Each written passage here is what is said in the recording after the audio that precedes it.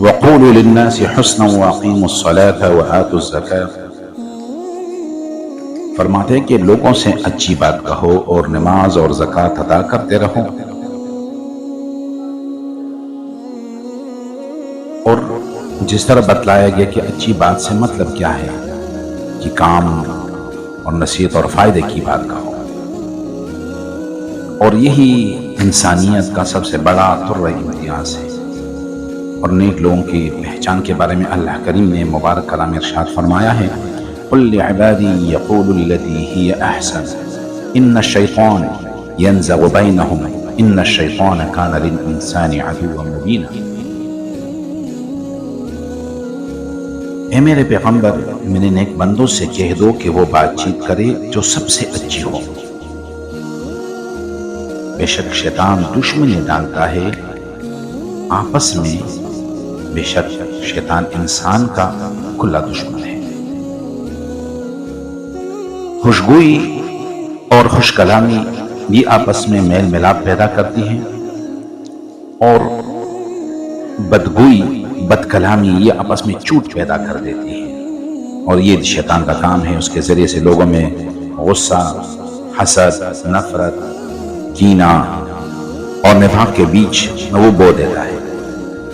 تو اللہ کے بندوں سے یہ امید رکھنی چاہیے کہ اللہ کے بندوں کو چاہیے کہ وہ نیک بات بولیں، نیک بات کہیں، اچھے لہجے میں کہیں اور نرمی سے کہیں، کہ آپس میں میل ملاپ اور محبت پیدا ہو۔ اور خوش کلامی کرنے والا اللہ کا اور اس کے رسول کا محبوب ہے، اور وہ جنت میں داخل ہونے کا مستحق بھی ہے۔ نبی کریم صلی اللہ علیہ وسلم نے ارشاد فرمایا، ان فی الجنت غرفہ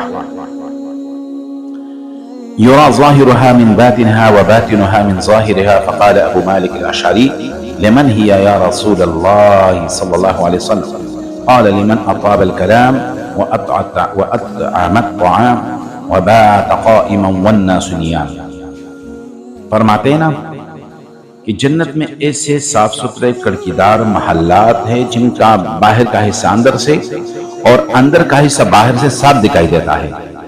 ابو مالک اشعری رضی اللہ تعالیٰ نے عرض کیا، اللہ کے رسول صلی اللہ علیہ وسلم، ایسی جنت کس کو ملے گی؟ تو آپ صلی اللہ علیہ وسلم نے فرمایا، جس کے خوش کلامی کو، جس نے خوش کلامی کی ہو اور غریبوں کو کھانا کھلایا ہو، اور اس وقت نماز پڑھی ہو جب لوگ سوئے ہوئے ہوں گے۔ معلوم ہوا کہ خوش کلامی جنت میں داخل ہونے کا ذریعہ ہے۔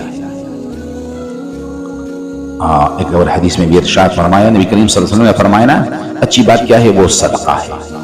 یعنی جس طرح صدقہ دے کر کسی غریب کی حاجت روائی اور دلجوئی کی جاتی ہے، تو اس طرح زبان کی مٹھاس سے اس کے زخموں پر پایا رکھا جا سکتا ہے، اور سچی سائیں اور سفارش سے اس کو مدد پہنچائی جا سکتی ہے۔ تو اللہ کریم ہمیں اچھے اخلاق نصیب فرمائے، اور ہمیں خوبصورت اخلاق نصیب فرمائے، اور اچھے طریقے سے لوگوں سے پیش آئے۔ اللہ کریم حق بولنے کی توفیق عطا فرمائے۔ وما علینا الا البلاغ۔